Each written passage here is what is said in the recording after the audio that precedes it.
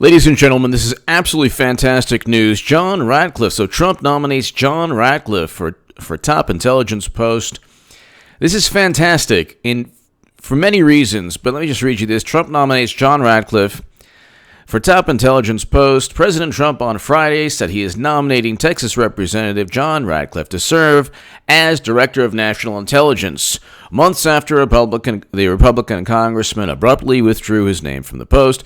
Quote, "I am pleased to announce the nomination of Congressman John Ratcliffe to be Director of National Intelligence. Would have completed process earlier, but John wanted to wait until after IG report was finished. John is an outstanding man of great talent." Now, why is this important? You go from President Obama's James Clapper to John Ratcliffe, who is one of the biggest Trump supporters in Congress, loyal to Trump.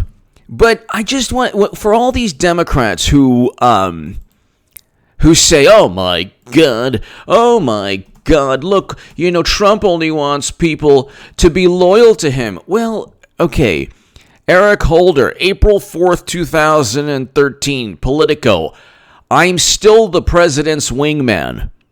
Excuse me? Could you imagine if someone said, "I'm Trump's wingman"? This is, they have a different standard. It's, okay, when you hear the phrase, whataboutism, it's whataboutism. Every argument, when you go up against the Democrat or liberal or progressive-leaning person, almost always just use whataboutism. It's known as hypocrisy. So, it's known as the other party's hypocrisy. Generally in life, if you see someone claiming to be a vegan and they're scarfing down a cheeseburger with a milkshake, then it's probably, and then they say to you, "How dare you eat meat?" Well, you're eating a cheeseburger with a milkshake and you claim to be vegan. That's whataboutism. That's the Democratic Party. So Eric Holder, "I'm still the president's wingman." Instead, the top lawman professed his allegiance to President Barack Obama. Oh my God. Oh my God. I'm still enjoying what I'm doing, and there's a lot of work to be done. I'm still the president's wingman. So I'm there with my boy. So we'll see. That's Holder talking, okay? Holder said in an interview on the Tom Joyner radio show, okay? That was Eric Holder's direct quote, okay? That's the direct quote from the Politico article, okay? "I'm still the president's wingman," Holder said. Instead, the top lawman professed his allegiance to President Barack Obama. Can you believe that? This is the way it's written, and it was totally fine. It was totally fine to profess your allegiance to President Barack Obama. "I'm still the president's wingman, so I'm there with my..." Okay, so there you go. There you go. Instead, the top lawman professed his allegiance to President Barack Obama. I read you the exact quote from Eric Holder. So tell me again how you can't have John Ratcliffe, who's loyal to the president. Did he profess his allegiance? That's the way this is written. Instead, the top lawman professed his allegiance to President Barack Obama. Eric Holder, "I'm still the president's wingman." April 4th, 2013. Tell me again. Tell me again how you can't have somebody who's loyal. So, and I don't blame President Obama for having loyal people around him. You have to have loyal people. You have to have loyal people around you. Do you think that Microsoft hires Apple employees immediately after they leave Apple? No. Or do you think Microsoft hires Apple employees while they're at Apple? No. Do you think Facebook hires Google employees? We can go on forever. John Ratcliffe is loyal to President Trump. You go from James Clapper, who set up and framed Trump with a dossier that was complete nonsense, and it's just a matter of time before they use the Bernie dossier. to, it's just a matter of time before they use the same myths and hyperbole and conjecture and innuendo and deceitful propaganda and gossip and hearsay and just overt lies against Bernie Sanders that they used against Trump. And they're already doing it. They're already doing it. They said that Russia is trying to interfere and Russia wants Bernie Sanders. Russia wants Jill Stein. Russia wants President Trump. Russia wants Bernie Sanders. Russia wants Tulsi Gabbard. Apparently, what links all of them is foreign policy. Russia wants a scaled-back U.S. foreign policy. You know what? They're right. We should have a scaled-back U.S. foreign policy. If Russia said climate change is an issue, would Democrats then say, drill, baby, drill? If Russia said, whatever, you could just play these logical games.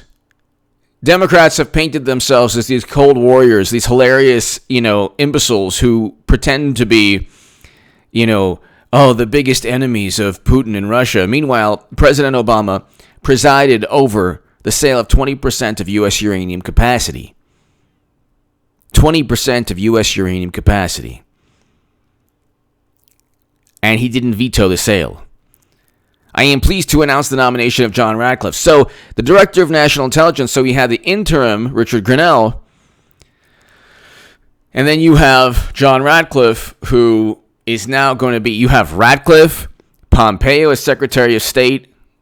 They have the goods on Madam Secretary. She's going to be nominee. It's going to be Trump versus Clinton again. I will have made the biggest political call of all time. But she has a podcast. So what? So what? Trump had The Apprentice before becoming president. Who cares? Clinton is going to try a different avenue. She's going to try to be... She's running through Bloomberg, Mayor Pete, Klobuchar, Biden, and Warren.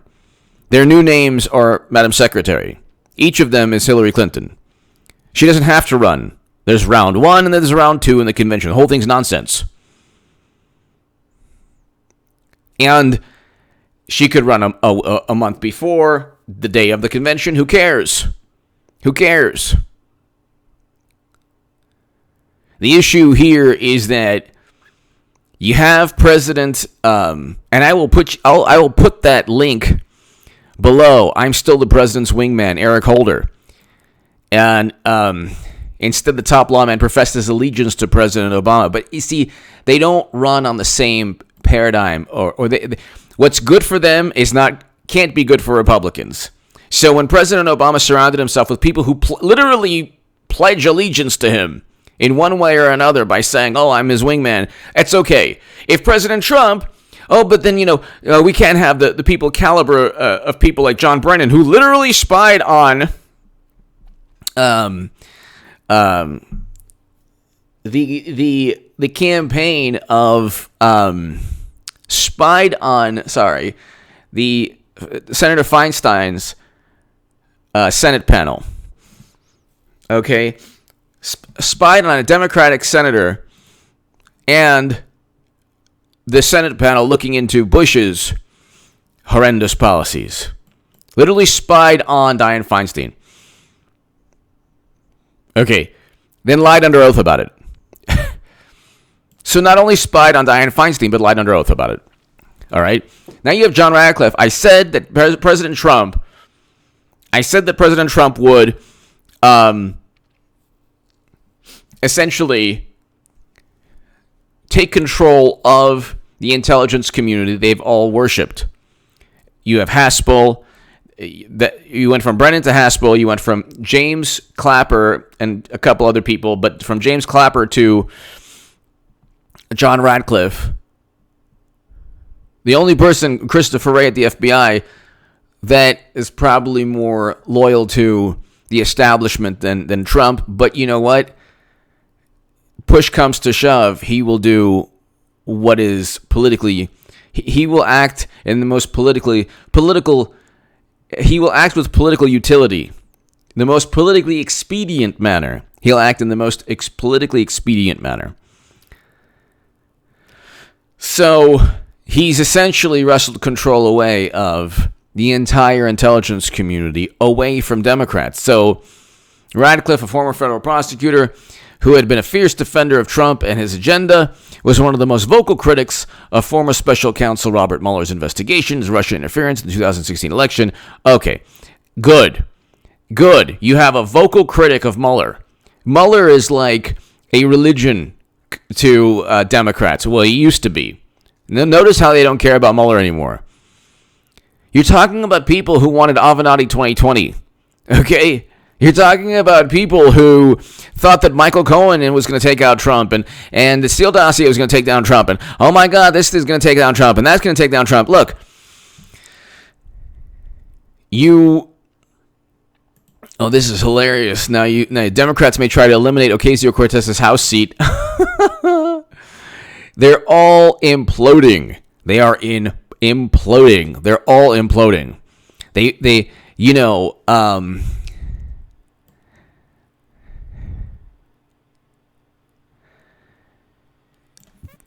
You have these people who claim to be so moral. They take stage photos.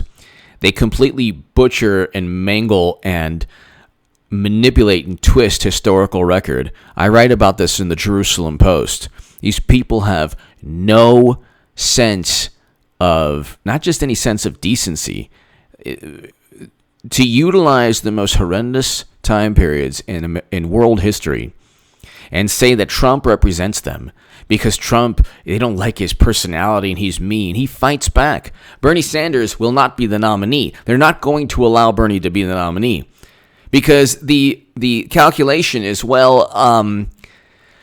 if they don't allow him to be the nominee, then there'll be this big conflict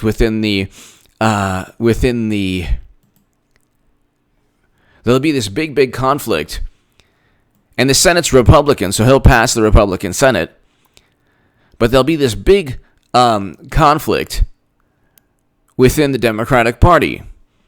No, there isn't. 90% of Bernie Sanders voters will vote Democrat no matter what, okay? 10% maybe Bernie or bust. I was Bernie or bust. I'm voting Trump. Of the 10%, they might, 10 or 12% voted Trump. And you might get 5% more who won't vote, okay? But you're going to look at close to 85% to 90% of Bernie Sanders supporters will vote Democrat. Otherwise, they will be called Tiki Torch nationalist Russian operatives. Every propaganda spin, deceitful, they use against Trump. Trump never said both sides were fine people. He never meant that the horrible, racist Tiki Torch people were fine people. He never meant that, nor did he need to evoke that, nor was it ever important for him to kind of subliminally speak to bad people. Wisconsin hasn't voted for a Republican since 1984. Okay? Wisconsin hadn't voted for a Republican since 1984. Michigan and Pennsylvania hadn't voted Republicans since 1988. They certainly did not need. Trump did not need to cater to any horrible people. That's another propaganda spin. The Russians and racists and Facebook ads and Zuckerberg. Now they're turning on Zuckerberg as if he didn't do enough for them. I'm not a big Facebook fan at all. I don't have Facebook. I don't have Twitter. Anybody impersonating me is committing a crime. Well, especially when they illegally share my Amazon books. But anyway, that's a whole other story.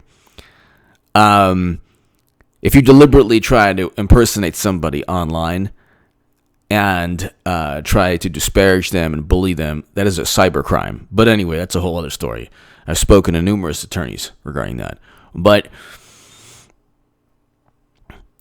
you're looking at a situation where Eric Holder has pledged allegiance to President Obama. Now the whole thing is John Ratcliffe is a close associate. Well, what did you think? James Comey, Clapper, Brennan, Strzok, McCabe, they're all on CNN. Well, Strzok isn't, but Clapper, Brennan, Baker, criminal investigation, McCabe, they're all on CNN. It was like, it's okay for them to be on CNN. It's okay for them to be on to be published in the Washington Post, the New York Times. Where do the Democrats create this world where suddenly there's a person blowing the whistle, and it just happens to always be that they're protected by the same government employees that don't like Trump, or they're just saying they don't like one of Trump's policies, and they say, "Oh my God, this person's courageous." They had an impeachment where they impeached themselves. Biden was pretty much out of the primary because of the impeachment scandal. He'll win South Carolina, but the whole thing will be nonsense. Bernie will go into the convention, and they won't vote for Bernie at the end of the day. All they have to do from now until then, which is what they will do, I'm not saying I want that, because at the end of the day, Trump would easily defeat Bernie, a lot easier than Clinton, who he will defeat also. I called this in the Huffington Post. Clinton 2020 is a reality. Get ready for 8 years of Trump. The article's below. But,